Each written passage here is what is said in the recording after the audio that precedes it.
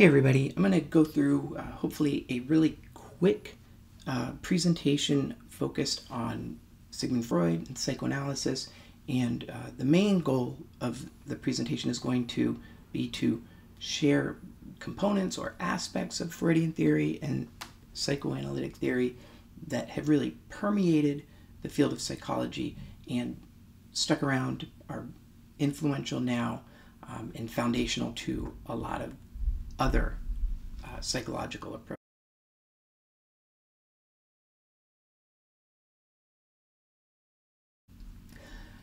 Most of us think of Freud as the father of modern psychology, and I think in many ways that is probably very true.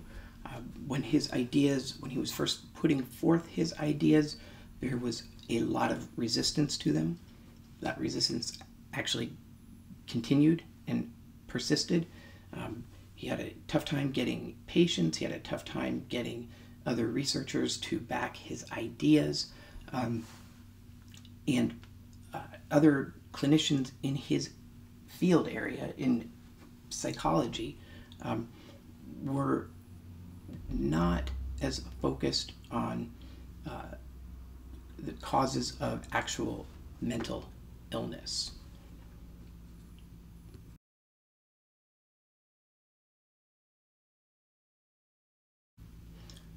So Freud, as a physician, came from the tradition of science, of hard biological science, and he tried to explain psychological phenomenon in terms of biological events or biological phenomenon. So he wanted to understand behavior and psychological experience in terms of biological factors. He eventually, of course, developed quite a large following. A very influential group was the Vienna Psychoanalytic Society,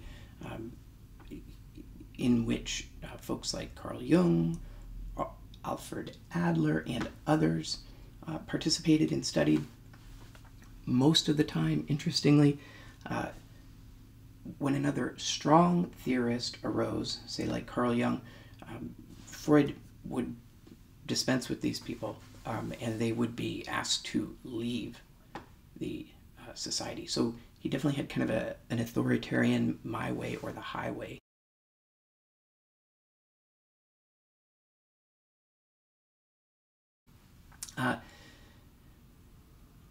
The way that he thought about the development of the personality can be thought of in terms of kind of 6 perspectives or influences. So these are things that contributed to the development of the personality. The conscious versus the unconscious. So the interaction between our conscious selves, what we're aware of, and then our unconscious selves. The interaction of psychic forces or drives, which we'll talk a little bit about in a second. The idea that personality is a developmental construct. So the personality that we have when we are very first born is not fully developed. It needs to experience the influences of the environment in order to develop. Does that make sense? So when we say something's developmental, we just mean it changes and progresses over time. Freud's theory hinges on the functions of the id, the ego, and the superego, where the id is our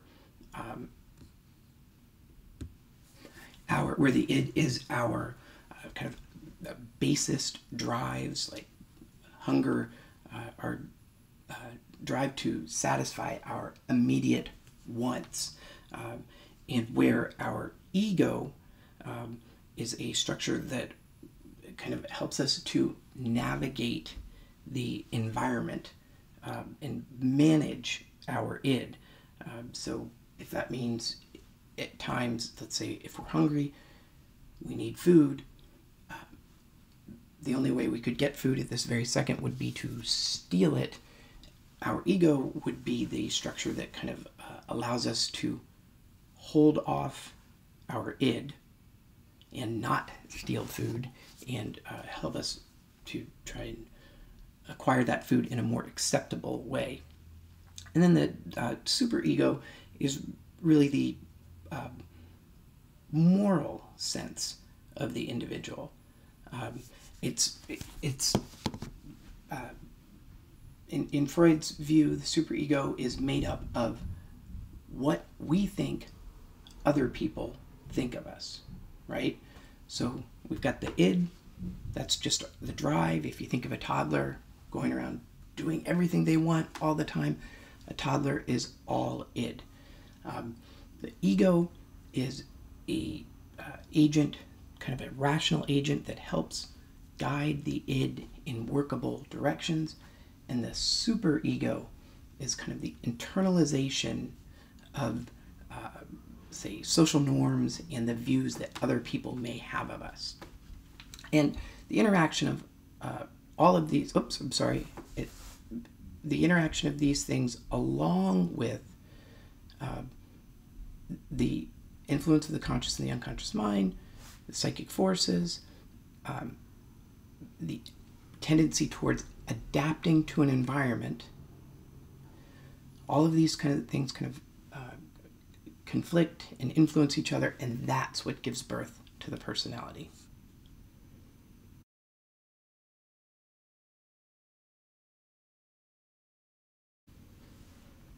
So as I mentioned, he was trained originally as a neurologist, so we have to think about that medical background.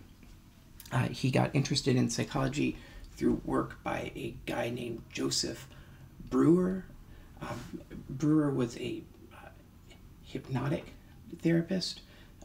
He was actually another physician who did work in hypnotic therapy. And there's a famous case called the Anna O case, where a patient of Breuer's was experiencing paralysis. She could not move her body. And according to the record, Breuer cured her, air quotes around cured, by having her describe her symptoms and talk through her problems. And once she did that, lo and behold, she was able to move her arms and legs and walk again. This blew Freud away and kind of laid out the course for his whole career. Excuse me. So Freud began with experimental treatments. Probably the most kind of recognizable one, or the earliest version of the recognizable version of psychoanalytic theory, involved a patient laying on their back. Freud's hand kind of rested on the patient's face, and then the patient would free associate, would just say whatever came into their mind. Then the therapy would be the result of this free associated material and subsequent interpretation by Freud. The patient would become enlightened and then be cured. So basically, close your eyes, tell me your problems, I'll interpret them for you, and then through that enlightenment, you will be cured. And really, while this exact dynamic is not 100% consistent with classic psychoanalysis, it's really very close. It's really very similar to the theorized mechanisms of psychoanalysis. We'll talk a little bit more about that.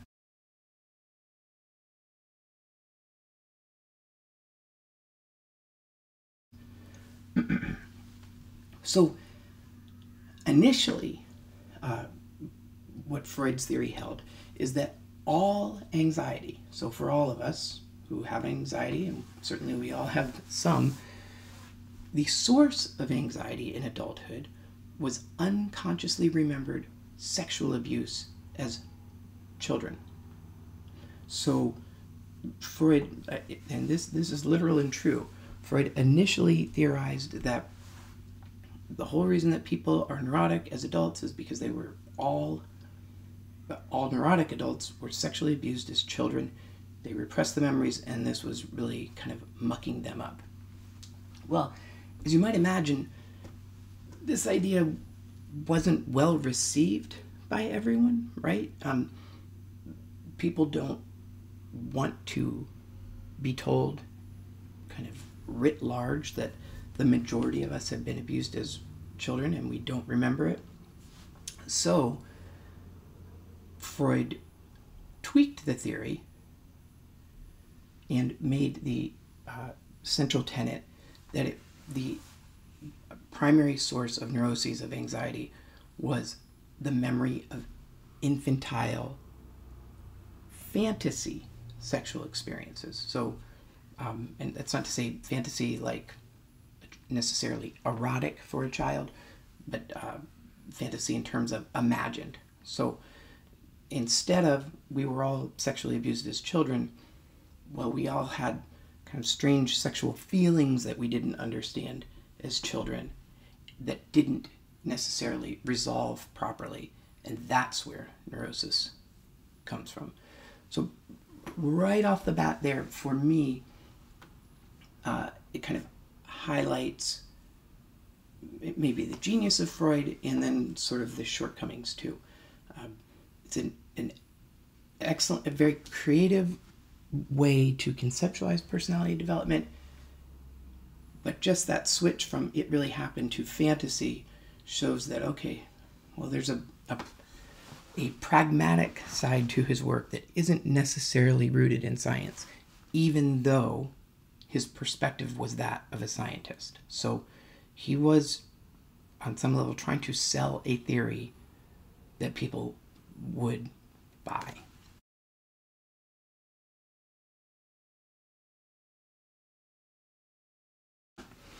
So, we talked about the id, the ego, and the superego, and then the psychosexual stages of development.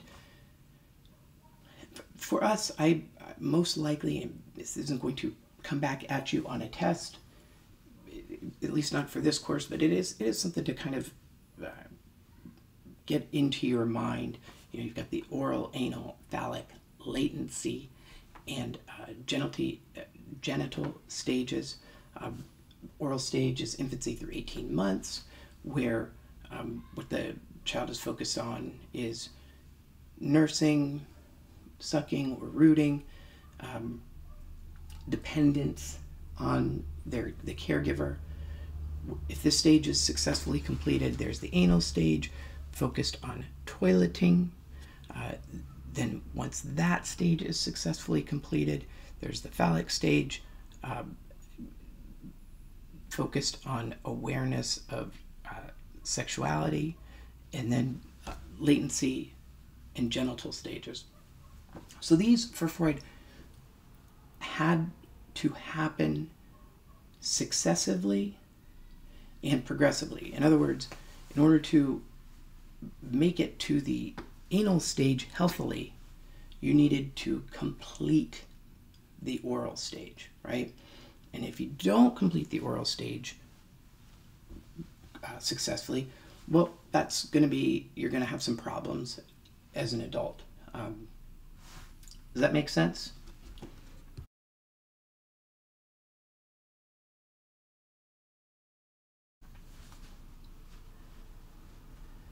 So in interpreting the artifacts of the stage-based development, sometimes it would be, sometimes the conceptualizations are really kind of almost literary in their perspective. So, for example, a gullible person, so this is an interpretation of how someone grew in their personality to be gullible as an adult.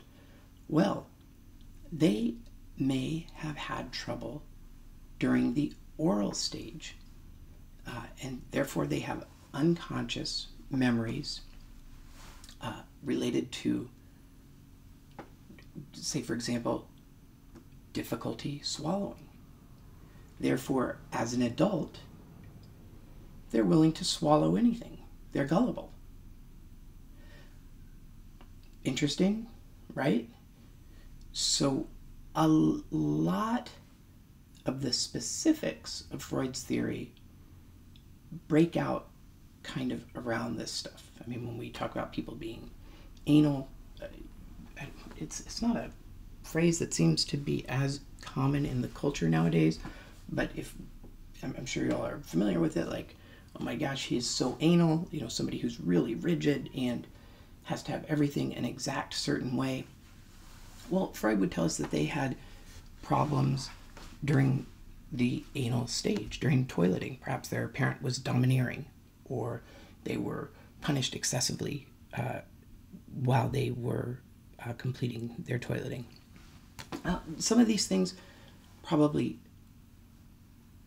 could be or have been supported by data, some of them less so. Thinking again about the swallow anything example, as far as I'm aware, there's no actual scientific literature indicating that gullible people had a hard time completing the oral stage.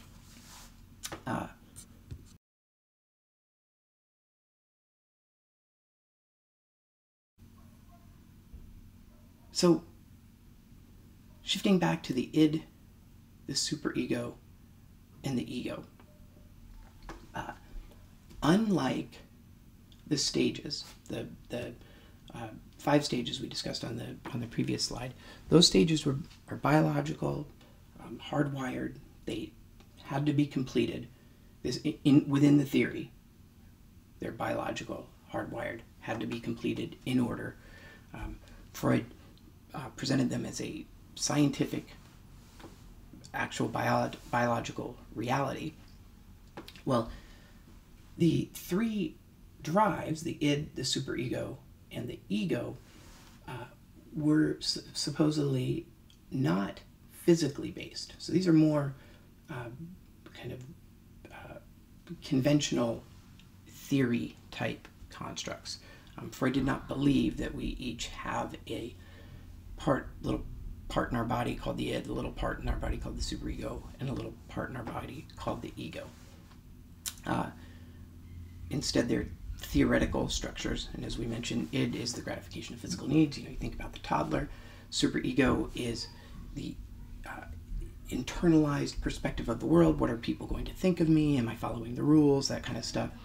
And then the ego is the structure that is kind of balancing these two. Healthy personality is marked by a healthy ego, the ability to integrate the id and the superego. That harmonious development cannot happen, though, unless the 5 stages are completed appropriately.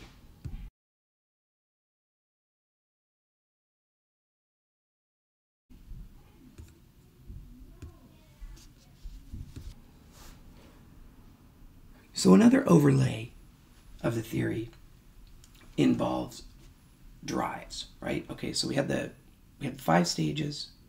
We have the id, superego, and the ego, and then we have these inherent drives. For Freud, the drives break down into kind of 2 categories, if you will. There's eros, and those are, in Freud's theory, biological drives related to love and sex. And then thanatos is a biological drive related to death and aggression.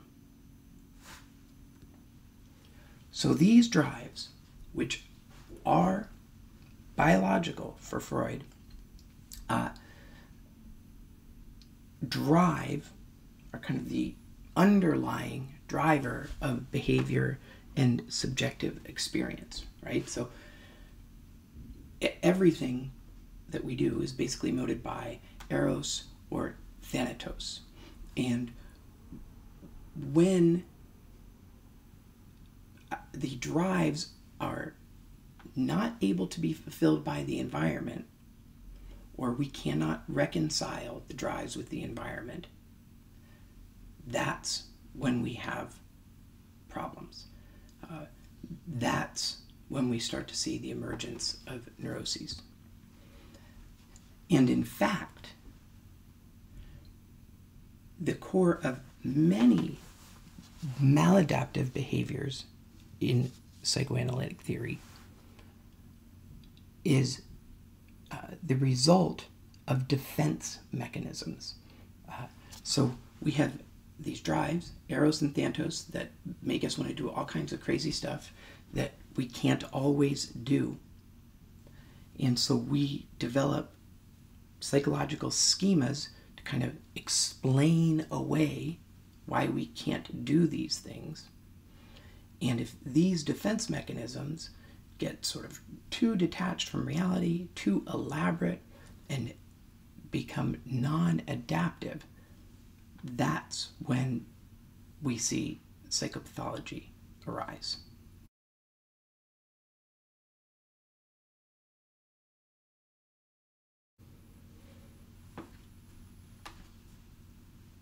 The overall goal in terms of mental health for psychoanalytic theory is equilibrium, is balancing, is allowing the ego to be in charge. So that, remember, id, like the toddler running around like crazy. Superego is like the rules. What are people thinking of me? Am I complying? And the ego is kind of the executive, balancing those things and making everything come together in the real world.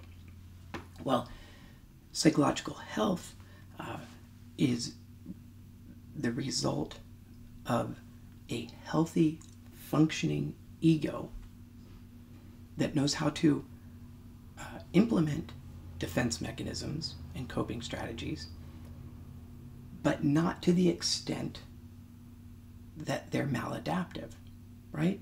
So we'll take denial for a defense strategy to take a quick look at. So denial in very small doses might actually be adaptive, right? If we are, let's think of a situation. If we are in kind of a crisis situation, say something as horrible has happened in our home, and there's been a fire, and as a parent, a parent is running in and out of the house and rescuing children. It kind of has a quick awareness that, oh my gosh, where's the dog? The dog was locked in the basement. And therefore you realize that perhaps and likely the dog has passed away in the fire. Well, as you're running in and out of the house, saving the children and your husband or wife or whoever,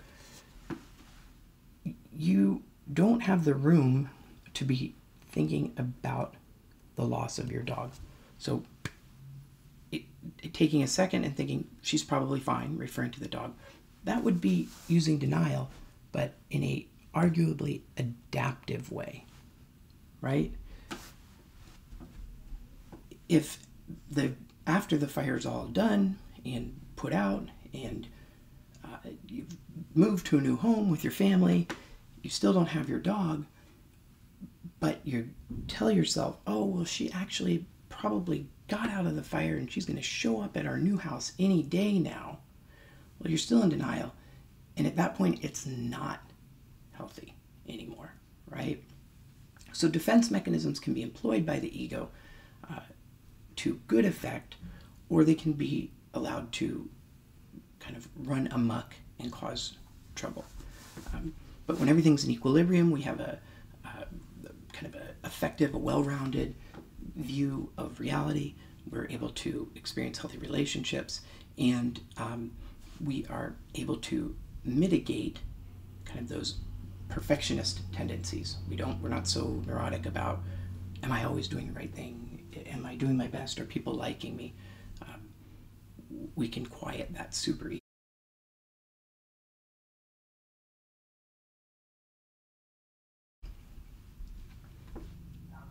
So in terms of how it looks therapeutically, there are very few practicing classic psychoanalysis currently. Classic psychoanalysis is 2 to 3 times a week over several years. The whole deal with laying on the couch, free association. The therapist is conceptualized as, you've heard tabula rasa or blank slate. So the therapist is intentionally kind of standoffish so that the patient kind of creates the therapist according to their own image, right? So the therapist or the analyst does not, there's no personal disclosure. They keep kind of positive communication, meaning, saying things to a minimum. And the idea behind this is that the therapist then becomes, kind of air quotes around becomes, the therapist becomes who the patient needs them to become in order to complete the therapy, through a process known as transference. So on the slide there where you see the term analysand, that's the term for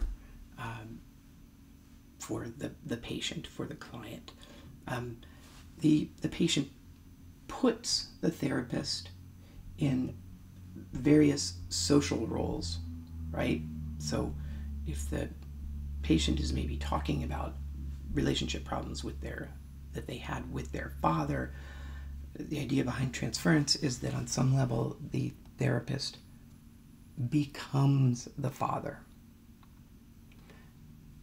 and therefore the patient gets to re-experience that relationship along with enlightenment, an understanding of the nature of the relationship. And that whole process is called abreaction. And that's where the healing occurs, according to Freud, right? It's basically about gaining insight into the issues that trouble you.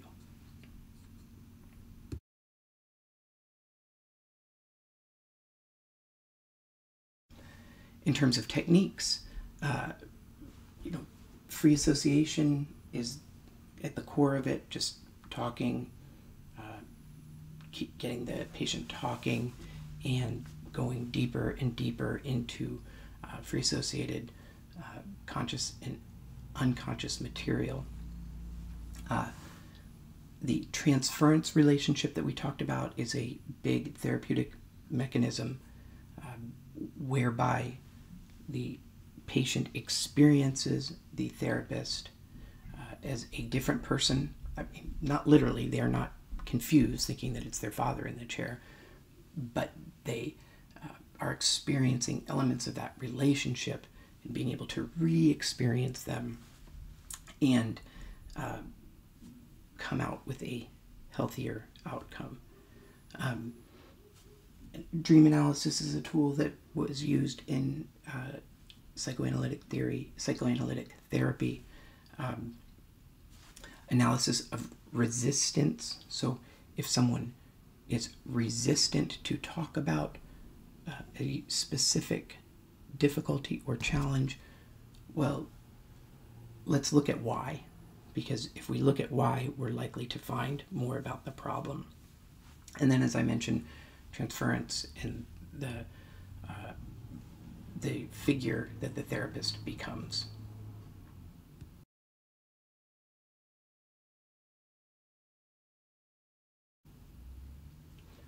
So what parts of this stuck?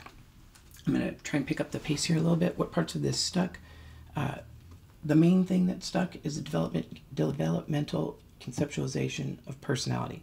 That stuff that happens to us as a baby affects us across the lifespan. That's a huge idea that was not in place before Freud and is definitely true and is evidenced throughout most theories.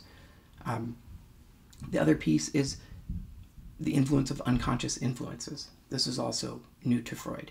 That stuff is definitely both true and real. What happens as a baby influences us across life, and our unconscious experience, our unconscious world influences what we do in the actual world.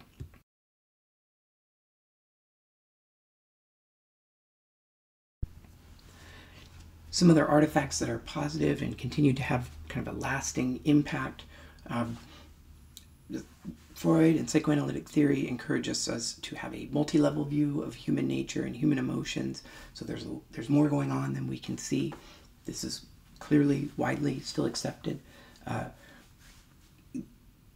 There was a thoroughly articulated model of practice in theory. So it was a cohesive, relatively cohesive and very comprehensive theory for how things work. This is also a first and a big deal. It underlines the importance of an extensive history in terms of understanding what's going on with folks. Definitely still widely accepted. Along with the thoroughly articulated model, this idea of psychoanalytic theory is a broad framework for considering a lot of different influences. It is also still valued. The way that initial psychoanalytic theory or psychoanalysis was carried out provided in many ways the blueprint for all therapeutic models, right? Two people talking about one person's problems. So there are a lot of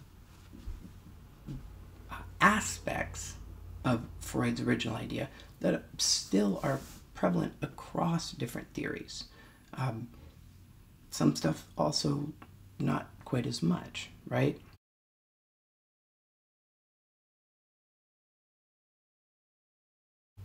So in rehab counseling, we are not going to be doing classic psychoanalysis. Like I said, there's very few people who are doing it anyway. None of us as rehab counselors, or really even those of us who are going to be mental health counselors, very few of us are going to have like the couch and somebody comes in, lays down on the couch facing away from us and we have a new notepad. It just doesn't look like that so much anymore. However, there's some ideas that are central to psychoanalysis that are very important to rehab counseling. Thinking about the way people utilize defense mechanisms. Are they adapting to their challenges in healthy ways? Or are they leaning on extended denial? Are they in that new house waiting for the dog that is no longer alive to come back home? The idea that internal crisis can manifest as external hostility, projection. Well, we know this. We take this for granted every day now. Well, that wasn't always the case. So that's a core idea that translates still to rehab. And then how to help folks healthily adapt to their circumstances.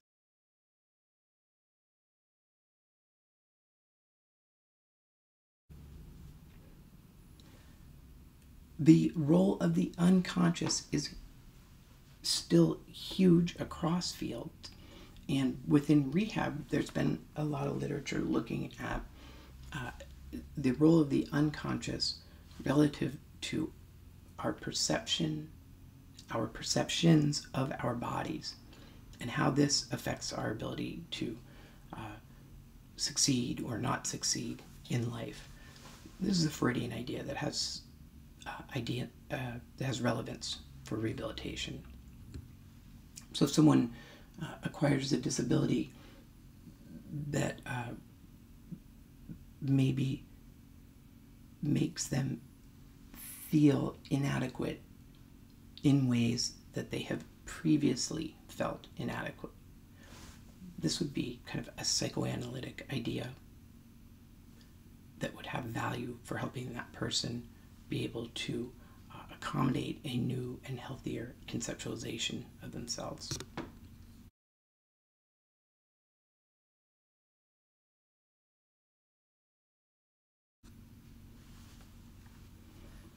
The big one, I think I've said this a bunch, I'm not going to spend a lot of time here, the developmental aspect of PA, of psychoanalysis, psychoanalytic theory, is essential.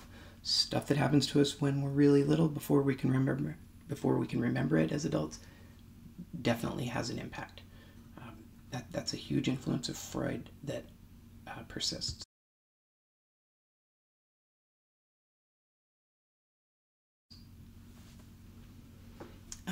And so all of these kind of ideas can influence adjustment to disability, the interaction between disability and personality development, psychosocial aspects of disability and adaptation, the relationship between individuals and their social environments. We'll take a little look at motivational interviewing later on. Is a great way to look at resistance. When folks are resistant to engage in rehabilitation, looking at the reasons why they're resistant, that would have some roots in psychoanalytic theory. Secondary gain, I'm not actually as interested in talking.